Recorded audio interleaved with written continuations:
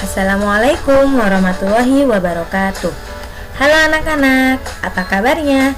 Semoga kalian dalam keadaan baik dan sehat selalu ya.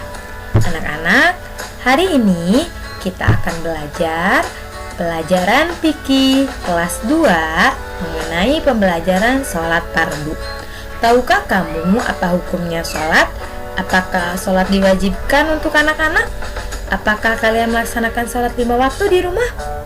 Nah, untuk mengetahui lagi, yuk kita lanjut ke pembahasan selanjutnya. Bisa kalian lihat, di sini ada pengertian sholat. Pengertian sholat menurut bahasa artinya doa. Adapun menurut istilah adalah suatu perbuatan yang terdiri dari ucapan dan gerakan yang dimulai dengan takbiratul ihram dan diakhiri dengan salam. Sholat dikerjakan dalam sehari semalam sebanyak 5 waktu.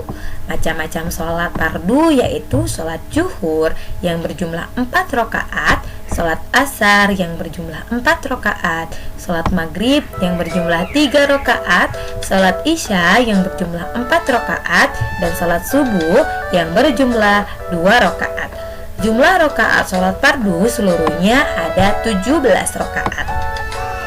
Nah, anak-anak, sholat adalah tiang agama. Mendirikan sholat berarti menegakkan agama. Sholat hukumnya wajib bagi seorang muslim.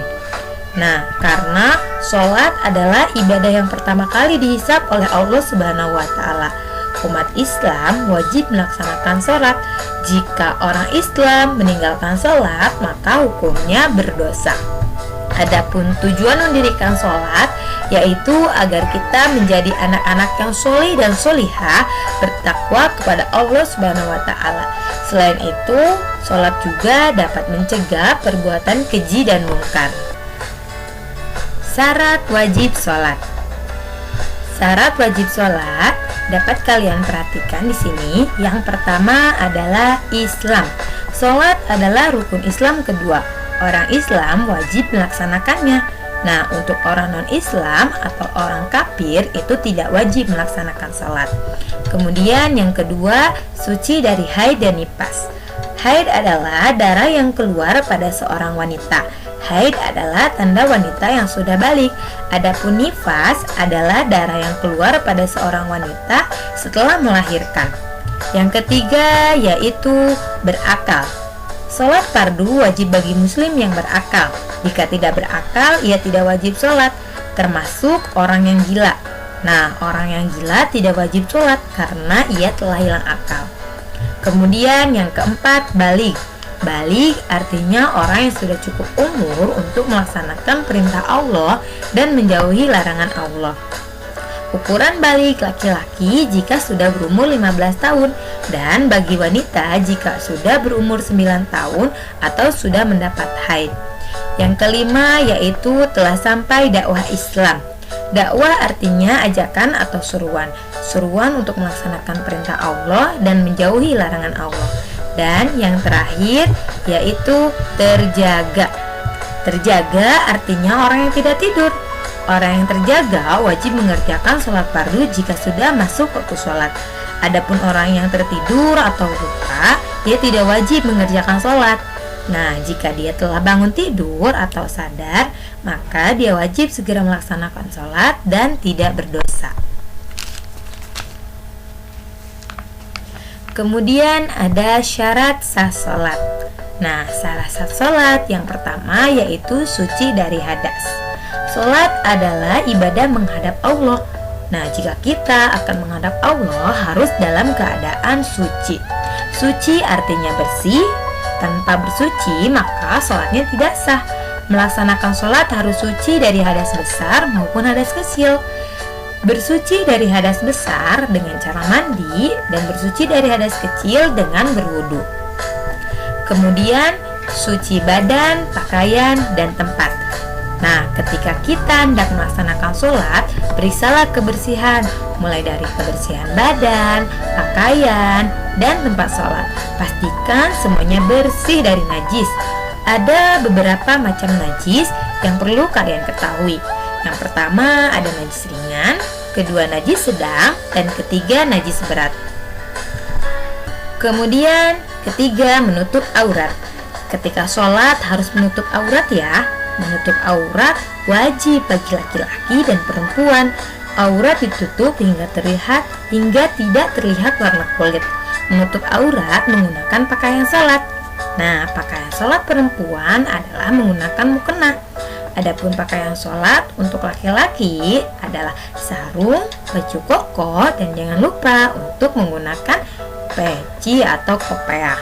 Aurat laki-laki antara pusar sampai lutut, dan aurat perempuan yaitu seluruh badannya kecuali muka dan telapak tangan.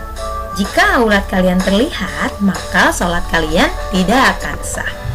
Kemudian menghadap kiblat. Kiblat adalah arah menghadap ketika sholat. Kiblat umat Islam adalah Ka'bah. Ka'bah berada di Masjidil Haram di kota Mekah. Ka'bah merupakan titik pusat kiblat umat Islam. Nah, untuk yang terakhir yaitu mengetahui masuknya waktu sholat. Melaksanakan sholat harus mengetahui masuknya waktu sholat ya. Masuknya waktu sholat ditandai dengan azan. Nah, jika kalian sudah mendengar azan, bersegeralah sholat. Allah menyukai orang yang menyegerakan sholat, dan Allah sangat membenci orang yang lalai dalam sholat. Sholat tidak sah ya jika dilakukan sebelum masuk waktu sholat. Rukun sholat. Rukun sholat ada 13.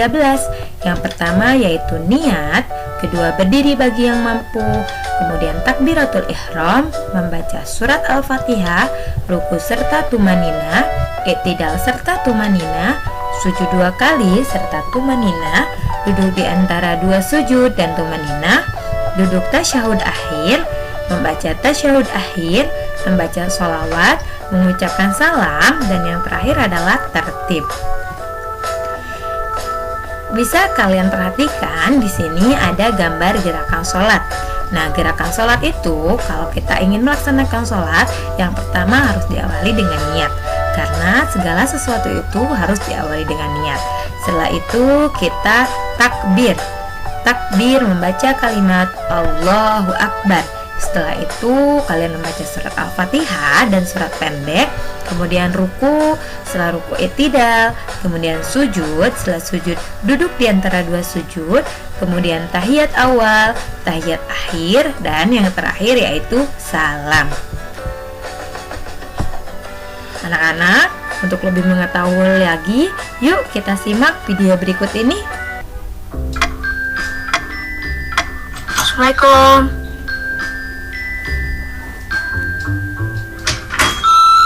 Astagfirullah. Kak, bangun. Udah sholat subuh belum?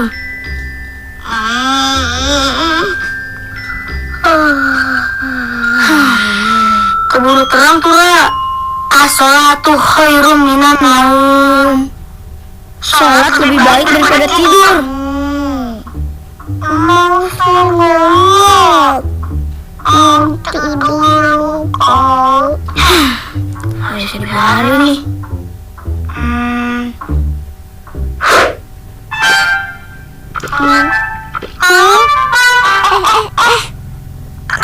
Hujan sih. Aduh, kirain mimpi hujan.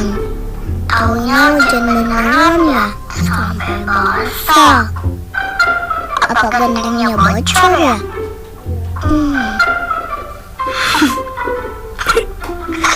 Alhamdulillah, anak Uma udah pada bangun. Kalian lagi pada ngapain sih? Lara, udah sholat subuh? Kenapa basah begitu? Nisa, ayo siap-siap sarapan. Iya, loh, kok Kanisa di sini sih? Jadi Kanisa siram air di tempat Rara ya? Itu tadi hujan buatan, Ra. Biar kamu basah tahu. Udah. Ayo jangan bercanda. Lara, cepetan sholat. Nanti waktu subuhnya keburu habis loh.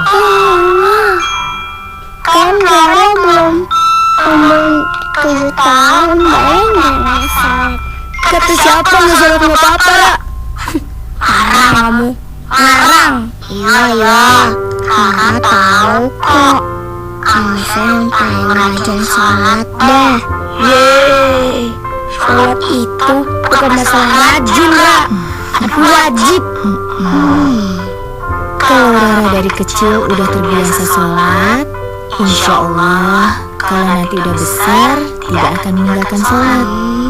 Amalan yang pertama kali dihisab kan sholat wajib, Ra. Iya. Terus sholat sunnah juga bisa melengkapi sholat wajib kita yang kurang sempurna kan ya? Betul, Nusa. Amalan sunnah bisa menyempurnakan amalan yang wajib. Sebentar lagi matahari terbit tuh. Rara jangan sampai meninggalkan sholat, karena hukumnya. Iya, Rara mau sholat sekarang. Gitu dong. Cakep. Uma, kita berangkat dulu ya. Iya sayang. Assalamualaikum. Waalaikumsalam. Hati-hati ya. Uma, terima kasih ya udah bangunin Rara untuk sholat. Yang bangunin kan tadi Kak Nusa. Tandanya Kak Nusa sayang sama Rara. Pokoknya kalau Rara susah dibangunin buat sholat, ampun ada hujan buatan lagi ya. Rara sholat. Nah, setelah kita menyaksikan video pembelajaran tadi, maka kita sudah tahu ya bahwa sholat itu wajib dan hal yang pertama kali dihisab oleh Allah Subhanahu wa Ta'ala. Dan jangan sampai kita meninggalkan sholat karena hukumnya betul sekali dosa. Jika orang tua kita, kakak, adik, ataupun saudara menyuruh kita untuk melaksanakan sholat, maka kita harus segera dan bersiap untuk melaksanakan sholat ya. Jangan sampai kita marah-marah jika disuruh untuk melaksanakan sholat. Terima kasih atas perhatiannya. Semoga kita berjumpa lagi di video pembelajaran selanjutnya. Wassalamualaikum warahmatullahi wabarakatuh.